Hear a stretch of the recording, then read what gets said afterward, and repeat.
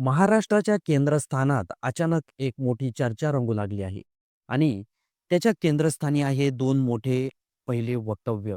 माजी मुख्यमंत्री पृथ्वीराज चव्हाण यांचं मराठी माणूस देशाच्या पंतप्रधानपदी जाऊ शकतो हे वाक्य आणि दुसरं राष्ट्रवादी काँग्रेसचे आमदार अमोल मिटकरी यांचं महाराष्ट्रात लवकरच अजित पर्व येईल हे ठाम विधान पृथ्वीराज चव्हाण यांनी सहजपणे वक्तव्य केलेलं नाही.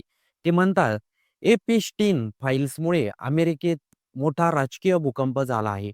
मोठ्या नेत्यांची नावे बाहेर येत आहेत. त्या लाटेने भारतावरही परिणाम होऊ शकतो आणि कदाचित एका महिन्यात देशाच्या पंतप्रधानपदी मराठी माणूस बसू शकतो. आता या वक्तव्याचा अर्थ काय? त्यांनी तो खुला ठेवला, पण शक्यता मोठी वर्तवली. या वक्तव्यावरूनच अमोल मिटकरी म्हणतात, जर पृथ्वीराज चव्हाण मार्ग मोकळा होऊ शकतो असं म्हणत असतील, महाराष्ट्रातही काही मोठं घडू शकतं आणि ते मोठं म्हणजे अजित पवार. मिटकरी सरळ सांगतात, गेल्या वर्षभरापासून उपमुख्यमंत्री अजित पवार यांनी महायुती सरकारमध्ये जे काम केलंय, ज्या वेगाने, ज्या शिस्तीनं, ज्या शांततेने त्यांनी विकास करून दाखवला आहे, ते पाहता महाराष्ट्राच्या राजकारणात अजितदादांची प्रतिमा चांगली बनली आहे.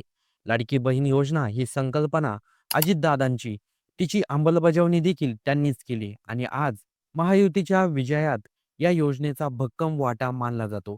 विरोधकांकडून कितीही आरोप झाले तरी टीका झाली, बरंच काही झालं, बोललं गेलं, पण अजित पवार यांनी कधीच काही बोललं नाही, कधी राग व्यक्त केला नाही, कधी सरकारवर नाराजीचा सूर नाही लावले. मिटकरी सांगतात, इतका दबाव, आरोप, अडथळे तरीही अजित पवार काम करत राहतात. ते सतत जनतेत असतात, कार्यक्रमात असतात, दौऱ्यावर असतात. त्यांचे न कोणतेही रुसवाफुगवी, न राजकीय स्टंट आणि महत्त्वाचं म्हणजे जवळचे लोक दूर गेले, कार्यकर्ते दुसरीकडे गेले, तरीही अजितदादांनी कधी नाराजी व्यक्त केली नाही. ना फोन स्विच ऑफ केला, ना बारामतीत जाऊन नाराजी दाखवली, ना कधी धमकीची भाषा वापरली. ते म्हणतात, प्रत्येकाला आपला पक्ष वाढवायचा अधिकार आहे. मिटकरी पुढे सांगतात, महायुतीमध्ये आम्ही देवेंद्र फडणवीस यांची प्रमुख भूमिका स्वीकारली आहे आणि आम्ही राज्याचे दुसऱ्या क्रमांकाचे उपमुख्यमंत्री आहोत, हे देखील मान्य आहे. पहिल्या क्रमांकाचे आहेत एकनाथ शिंदे, त्यामुळेच कार्तिकी एकादशीच्या विठ्ठल पूजा त्यांनीच दिली. तिथेही अजित पवार यांनी कोणताही अट्टहास केला नाही. म्हणजे गेल्या वर्षभराचा हा संपूर्ण कालावधी महायुतीतील तणाव, दबाव, इनकमिंग, आउटगोइंग, विरोधकांची टीका या सगळ्यात अजितदादांनी दाखवलेल्या संयमाची, समतोलाचं कामकाजच मी येथे आहे. माझं काम मला करायचं आहे. अमोल मिटकरी यांनी स्पष्ट शब्दात सांगितलं. महाराष्ट्रात लवकरच अजित पर्व येणार आहे आणि पृथ्वीराज चव्हाण यांच्या वक्तव्याची पुन्हा एकदा चर्चा सुरू झाली आहे.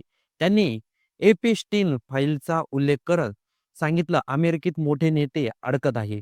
ट्रम्प यांच्यावरही प्रश्नचिन्ह निर्माण झाले आहेत. संसदेच्या कागदपत्राची तपासणी सुरू आहे. जर याचा भारतावर परिणाम झाला आणि मोठी राजकीय पोकळी निर्माण झाली, तर मराठी माणूस पंतप्रधान होण्याची शक्यता नाकारता येत नाही. आता या वाक्यांवरून राजकारणात नवी चर्चा सुरू झाली आहे.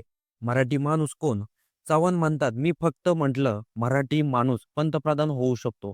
त्यातून कोण काय अर्थ काढणार तो त्यांचा प्रश्न आहे. राज्यात आणि देशात दोन्ही ठिकाणी काहीतरी धडाकेबाज राजकीय घडामोडींची जमीन तयार होत आहे.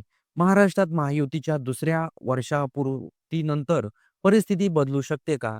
हे संकेत सुचवत आहेत की राजकारणाच्या पडद्यामागे कुठेतरी काहीतरी मोठी हालचाली सुरू आहे. एकीकडे पृथ्वीराज चव्हाण दिलेले राष्ट्रीय संकेत, दुसरीकडे अमोल मिटकरींनी दिलेले राज्य संकेत आणि याच्या मध्यभागी अजित पवार यांची शांत स्थिर भूमिका. या सर्व अंदाजावरून एक गोष्ट स्पष्ट दिसत आहे.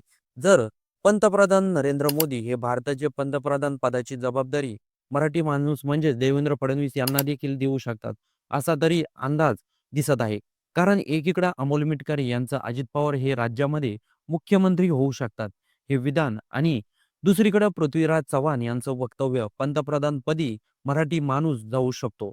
जर देवेंद्र फडणवीस पंतप्रधानपदी विराजमान झाले, तर अजित पवार हे नक्कीच मुख्यमंत्री म्हणून महाराष्ट्रामध्ये होऊ शकतात. या सर्व घडामोडीमधून असं दिसत आहे, आता बघूया येणाऱ्या पुढील काही दिवसात राज्यात काही, केंद्रात काही, काही हालचाली घडतात का? हे बघणं गरजेचं ठरणार आहे. त्याचबरोबर या संपूर्ण घटनाक्रमाबद्दल आपलं काही मत असेल आणि खरंच केंद्रामध्ये पंतप्रधानपदी मराठी माणूस बसू शकतो का? हे कमेंट बॉक्समध्ये नक्की नोंदवा आणि व्हिडिओ आवडला असेल तर सर्वात आधी चॅनलला सबस्क्राईब नक्की करून जा.